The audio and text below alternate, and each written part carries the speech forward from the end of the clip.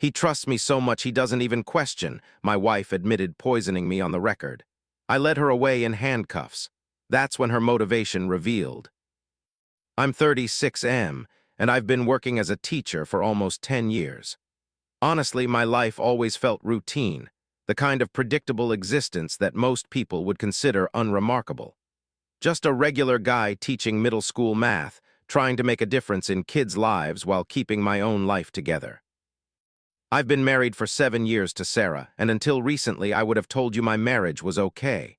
Not perfect, whose is, but stable enough. Nothing that set off huge alarms. Sure, we'd been arguing more about money lately. She wanted to renovate the kitchen. I thought we should build our savings, but that seemed normal, just typical married life stuff. Turns out I was dead wrong about all of it. The first signs started so gradually that I barely noticed them. Around 6 months ago, I began feeling constantly run down. At first, it was just fatigue, the kind you'd expect from teaching all day. But then other symptoms crept in. My head felt like it was in a vice, squeezing tighter each day. My stomach was always upset, churning and cramping no matter what I ate. There was this persistent sense that something was really off with my body, but I couldn't put my finger on what. Sarah seemed concerned at first. She'd make me these special teas, herbal blends she said would help with the nausea. Looking back, I should have noticed how insistent she was about me drinking them, how she'd hover nearby until I finished every drop. But at the time, it just seemed like she was being caring. When I'd wake up in the middle of the night with stomach cramps, she'd already be awake, ready with another cup of tea.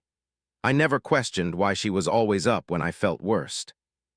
"You're working too hard," she'd say, stroking my hair as I clutched my cramping stomach. "These kids are running you ragged. Maybe you should take some time off." At first, I blamed stress too. Teaching can be intense, right? Teachers get sick all the time. It's practically part of the job description. I figured I'd just caught some bug from one of my students. But no matter how much I rested or tried to eat healthy, things got worse. My skin took on this sickly pallor, like all the color was being drained out of me. I lost weight rapidly, 15 pounds in just a couple months. I had zero energy. It felt like something was slowly eating away at me from the inside. My father was the one who finally insisted I see a doctor. He's retired, has plenty of free time, and apparently also has a knack for telling me when I look like crap. He showed up at my classroom one afternoon after school, took one look at me, and practically dragged me to his car. I remember Sarah calling while we were driving to the clinic, her voice high and anxious. "He doesn't need a doctor," she told my father. "I'm taking good care of him at home. We just need to give natural remedies more time to work." But my father, being the no-nonsense guy he is, wasn't having any of it. "My son looks like death warmed over," he shot back. "He needs real medical attention, not whatever witch doctor nonsense you're pushing." I went in for a full checkup, expecting them to say I had an ulcer or some vitamin deficiency. But the news I got was way more messed up. They found trace amounts of a poisonous substance in my system, something that typically indicates long-term low-dose exposure. The doctor asked me a bunch of questions about my daily routine, my diet, my home life. And the more he described the substance and its effects, the more I realized this wasn't some accident. Someone was feeding me poison bit by bit, watching me slowly waste away. For a while, I refused to believe anyone in my immediate circle was behind it. I made excuses, tried to rationalize it. Maybe there was lead in our water pipes. Maybe some cleaning product at school was toxic. Maybe I was accidentally ingesting something at home. But the truth is, when you're being systematically poisoned, it's almost always someone close. Someone with regular access to your food and drinks. Someone who can monitor the effects day by day. That thought alone freaked me out, and my father, ever practical, pushed me to start looking at the people in my life more critically. "Think about it," he said. "Who handles your food? Who's been around when you feel worst? Who's been acting different lately?" My wife was the obvious suspect, even though I hated thinking about it. She was the one cooking for me most of the time, making those special teas, bringing me lunch at school. We'd been arguing more than usual over finances. Still, the doctor's report didn't lie. I had poison in my bloodstream. I couldn't just ignore it or wish it away. I decided to hire a private investigator. It felt extreme, like something out of a movie, but I didn't have enough evidence to go to the police. All I had was a blood test showing poison, no proof of who was slipping it to me or how. So I contacted this investigator, a guy my father found through an old buddy. He'd been a cop in a bigger city before going private, so he knew what he was doing. We worked out a deal, and he started following my wife's daily routines, checking phone records, tracking her purchases. Meanwhile, I took every precaution I could think of at home.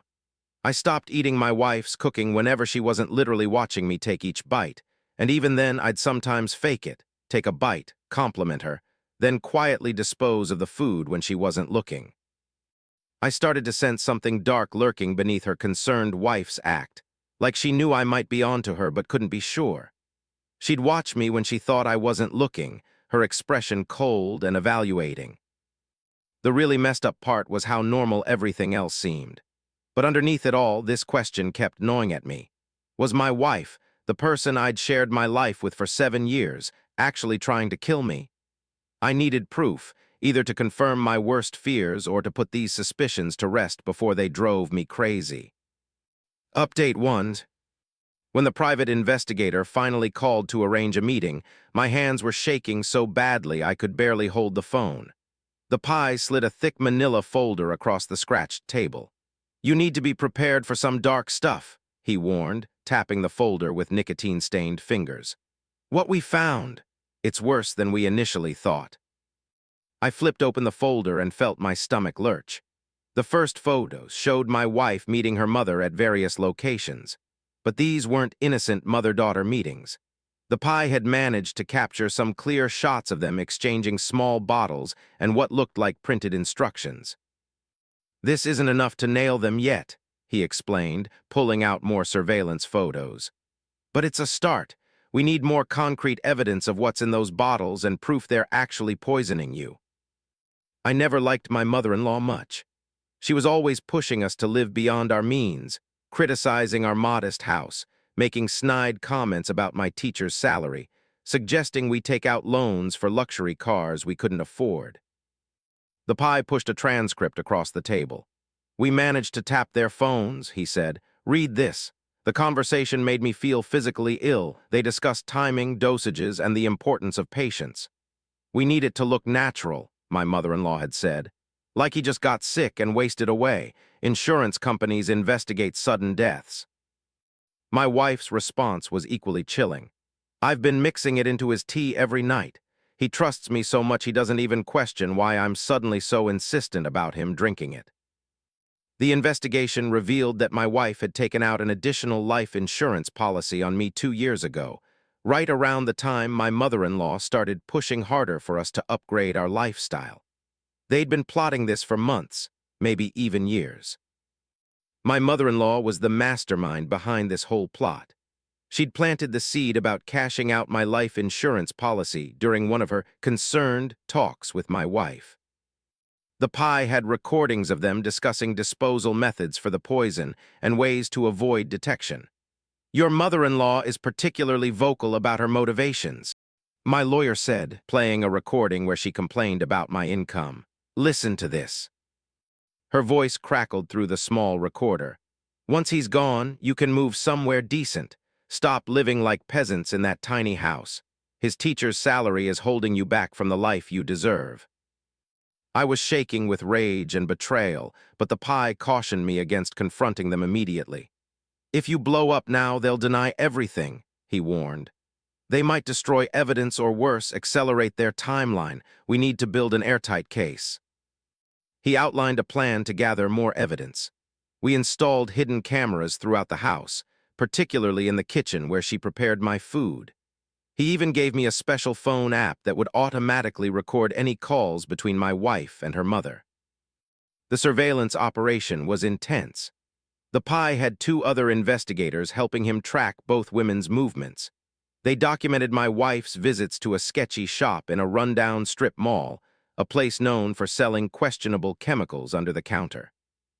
They got photos of her emerging with small bottles, carefully tucking them into her purse before driving straight home.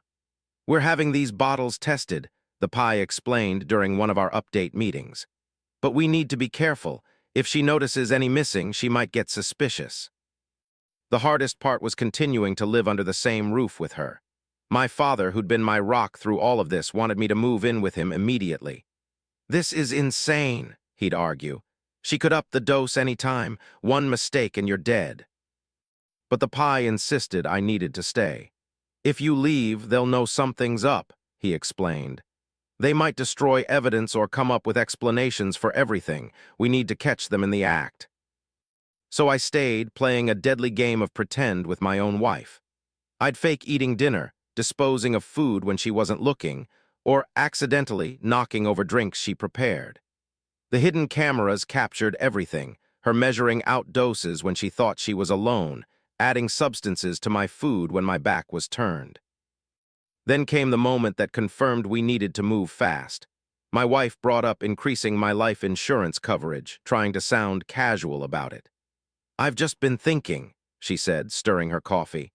"What if something happened to you? I'd be stuck with this mortgage, and you know how hard it is to live on a single income these days." I played along, promising to look into it while my skin crawled. The investigation had uncovered their timeline. They wanted me dead before summer ended so they could cash out and sell the house during peak real estate season. They'd literally put a deadline on my life. The evidence kept mounting. Mike's team documented meetings between my wife and mother-in-law where they exchanged more bottles and papers. They captured phone conversations about increasing doses because I wasn't declining fast enough.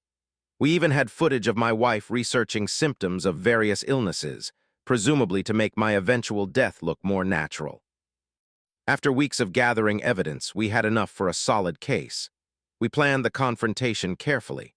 The idea was to invite my mother-in-law over for dinner, get them both in the same room, and present our evidence while the police waited nearby. The day of the confrontation, my father arrived first. We double-checked all the recording devices and reviewed our plan. I was sweating bullets, trying to act normal while waiting for my wife and her mother to arrive. They walked in like it was any other family dinner, my wife kissing my cheek, her mother making her usual snide comments about our modest home. Halfway through the meal, I gave my father the signal. He stood behind me as I pulled out the folder of evidence and played the first recording, my wife's voice filling the room, discussing poison doses with her mother. Their faces went pale as I flipped through surveillance photos, transcripts, and test results showing the chemical composition of the substances they'd been using. The atmosphere turned chaotic. My mother-in-law started screaming that we'd fabricated everything. My wife tried to grab the evidence, but my father blocked her. They both hurled accusations and insults. I was a terrible husband, a disappointment, the reason they had to resort to such measures. Right on cue, the pie walked in with 2 police officers. My wife and mother-in-law's reactions shifted from anger to panic. They tried to claim their rights were violated, that the recordings were illegal, that we had no proof. But the evidence was overwhelming. As the police led them away in handcuffs, my wife was sobbing, calling me a traitor, while her mother continued threatening lawsuits and revenge. I watched them being placed in separate police cars, my neighbor's curtains twitching at the spectacle. After they were gone, I collapsed onto the couch, emotionally drained. My father squeezed my shoulder, assuring me I'd done the right thing. Mike stayed to help the police document everything and ensure all evidence was properly handled for the upcoming legal proceedings. Update 2. The evidence was overwhelming. The police found traces of the poison in our kitchen, some stashed away in a cupboard behind cleaning supplies. My wife and mother-in-law were charged with conspiracy to commit murder, attempted murder, and a bunch of related offenses. My wife tried to argue for bail, claiming she was innocent, and this was all a misunderstanding, but the judge wouldn't grant it after hearing the recordings. She was deemed a flight risk. My mother-in-law was also denied bail. My wife's father, my father-in-law, was completely clueless about the plot. When he heard about it, he basically lost his mind. He apologized to me personally, telling me he had no idea they were that twisted. He cut ties with both of them, humiliated that they resorted to murder for cash. It was bizarre watching him break down in front of me, saying he'd always found them shallow, but never thought they'd commit such a crime. For a while, I was scared about how this could affect my job. Teachers are supposed to have it together, right?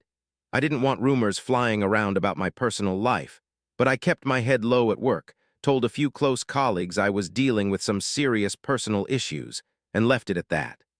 My father helped me change the locks on my house and install better security cameras. I found more incriminating stuff hidden in the house after I started packing her belongings. She had notes on how to up the dosage to speed up the process. I handed all of it over to the private investigator, who passed it along to the police. The court proceedings dragged on, but eventually, the prosecutor offered a plea deal to my wife if she would testify against her mother, who seemed to be the main instigator. They'd apparently conspired together, but the mother-in-law pushed a lot of it from the start. My wife ended up confessing, trying to reduce her sentence by throwing her under the bus. I didn't care who got the blame. I wanted both of them behind bars for a long time. The judge seemed to agree. They both faced serious prison time, with my wife's mother getting the harsher punishment as the ringleader. It felt like some twisted victory. On one hand, I was relieved they'd be out of my life. On the other hand, I was shaken that I'd been living next to someone who'd watch me eat poison and then ask if I wanted dessert. The betrayal cut deep, and it took me a while to wrap my head around it. My father, bless him, was there every step of the way, making sure I took care of myself, ate real food, and didn't spiral into depression. In the end, dealing with the fallout was tough, but also gave me a new sense of freedom. I was alive, for starters. That alone felt like a huge gift. I focused on my teaching, decided to get more involved with after-school programs, and put my energy into shaping the next generation rather than dwelling on the crap I went through. My soon-to-be ex-wife tried to send me letters from jail, basically blaming her mother or whining that she didn't really mean for it to get that bad. I ignored them. She could rot in there for all I cared. Her excuses meant nothing to me anymore. Life's slowly getting better. I'm throwing myself into teaching, running after-school programs, trying to focus on making a difference instead of letting this define me. Sure, I still get nightmares sometimes, and I probably won't be dadding anytime soon. But I'm alive, and the people who tried to kill me are behind bars. That counts for something. My father keeps telling me I deserve better, and he's right. It'll take time to process everything, but at least I caught them before they could finish what they started. That moment when the police walked in, watching their smug faces crumble, yeah, that was pretty satisfying. I'm sharing this because maybe it'll help someone else notice the red flags I missed. Trust your gut when something feels off. Don't ignore warning signs just because they come from someone you love. Sometimes the biggest threats are the ones sitting across your dinner table, smiling while they plot your death.